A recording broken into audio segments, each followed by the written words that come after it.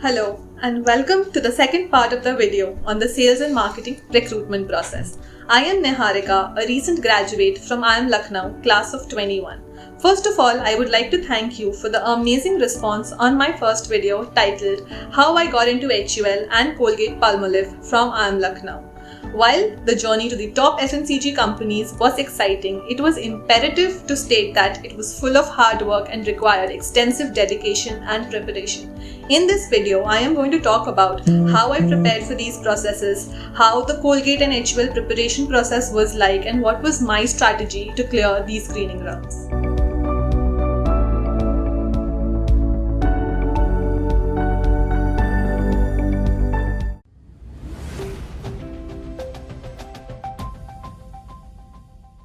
For the past year at Inside IIM, we have been conducting one-on-one career coaching sessions as counsel, short domain-specific courses as masterclasses, and university-affiliated certificate programs. Now, we are extremely excited to announce that we have a new home for all these highly rated programs in altuni.in. So, if you are looking to earn a high salary, get a promotion, switch jobs, click on the link in the description or just visit altuni.in. Thank you, enjoy the video, and don't forget to press the bell icon to never miss an update. Cheers. We will start with the HUL preparation strategy.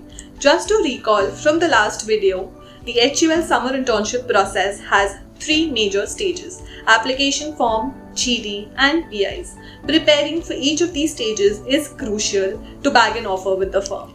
A handful of companies will roll out application forms as a part of their screening process. The deadline to fill these forms is usually 3 to 4 days and the forms are very lengthy. Hence, to submit quality answers, it is important to have a basic HR document ready at all times. Now, what I mean by a basic HR document is that one should have a document which contains HR questions where people have answered these questions about themselves. The placement preparation team at a B school will give you a list of questions which have been collated over the years from the forms that these companies have floated.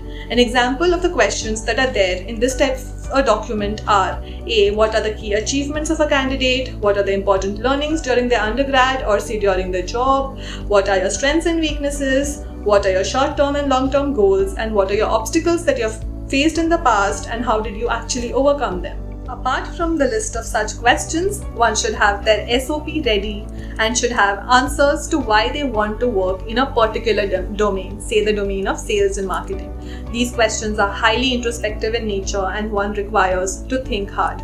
The approach to answering these questions for me was generally storyboarding. Tell a story about yourself which is genuine, gets the interviewer interested in you and clearly delivers your key message.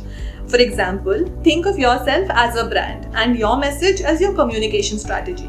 Just like a brand has a unique value proposition and it makes consumers buy the product, you should be able to clearly demonstrate your USP and communicate in a manner that gets the interviewer hooked onto you and interested in your candidature. This is an exercise which you should do time and again and regularly update your answers so that you can fill these application forms in the best way possible. Now, coming to the group discussion, we have all heard the phrase, practice makes a man perfect. This phrase applies very well to a group discussion. There are basically two components to preparing for a GD. One is to read and the second is to practice. Marketing GDs could revolve around current affairs or marketing-based topics. One needs to be aware of what's happening in the world around them, and this can be done by reading one or two of the daily leading newspapers, say the Hindustan Times, Business Standard, Live Mint, etc. I always made sure to read the brand equity daily and religiously. This helped me stay updated with the marketing knowledge and also what the multiple brands around me were doing. One thing that I'd like to advise all the viewers is to note down important topics and points from these articles. I used to keep a notebook which I called my prep notebook, where I would write down all the interesting facts from these articles that I read. I would refer to this notebook time and again and go through my notes, especially on the D-Day when I had to revise everything that I'd read so far. Finally, preparing for the personal interviews is a long process and needs utmost dedication of at least a month or two before the process actually happens. There is so much to be covered here. While the HR document helps us in being prepared with our HR answers, knowing one's CV and being technically sound is also equally important. Every candidate should know their CV inside out.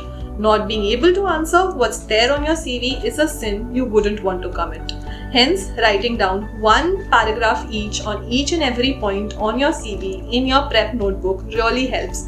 That way, when you're asked about any point on your CV, you will be able to recall what you had written about that point in your prep notebook and elaborate the same to the interviewer. Coming to the knowledge of the subject and to validate your interest in the domain, you have to read multiple resources. Some of the resources that really helped me during my preparation are as follows. I did specific readings of a few chapters from the Philip Kotler book. I especially used the South Asian version of the Philip Kotler book because that has a lot of examples from the Indian marketplace and really helped me cement my subject knowledge with examples of the Indian brands around. Secondly, I read a lot of primers, marketing primers of my B school as well as other B schools, like I read the marketing primer of IIM Lucknow, FMS, XLRI, etc. Then I also followed websites such as Marketing Weekly and AFAQs so as to strengthen my knowledge further. In addition, it is important to do thorough research of the company that you're sitting for. For example, if you're sitting for an ITC or a HUL interview, you should know their advertising campaigns, their brand portfolio, their CSR activities, everything. That helps you show immense interest in the company that you're sitting for and is very important. Now, let's talk about my preparation strategy for Colgate-Palmolive. I got into Colgate-Palmolive through a case competition called Colgate Inner Circle, which happened in the first year.